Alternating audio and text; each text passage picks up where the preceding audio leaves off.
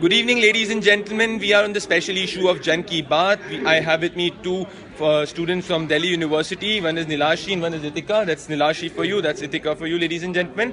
So we're tracking Dalit entrepreneurship and we're tracking this at the Dalit Conclave, which is happening with Dicky. So my question to you guys is, you can choose to answer, any of you or both of you together, is what brings you as DU students to, participate and help in an initiative like what Dicky is doing right now?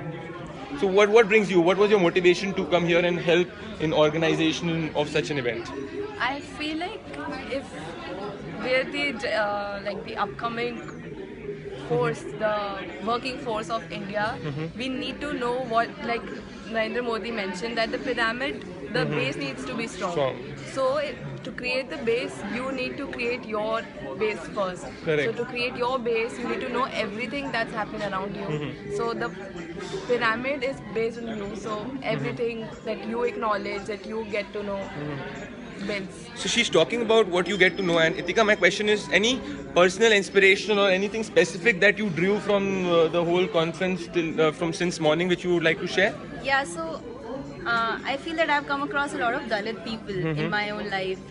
Alongside my graduation, I have worked with a lot of NGOs in the rural India, and there I have come face to face to a lot of social issues in which Dalit people are not allowed to even touch anything around them.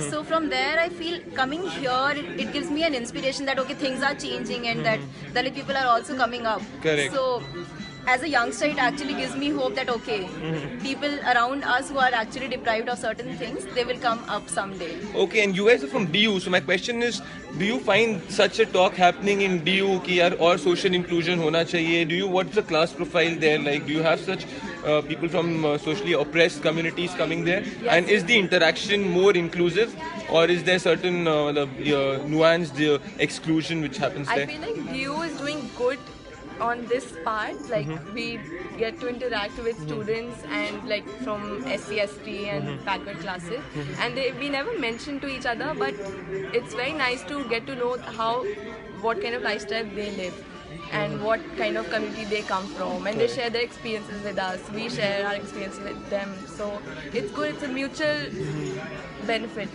Mutually beneficial. My last question there, and I'll end with Itika there, don't mind it, she has the last word.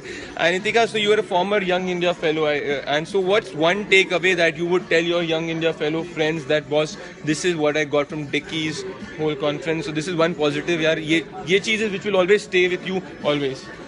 So for me, I feel that as a youngster, it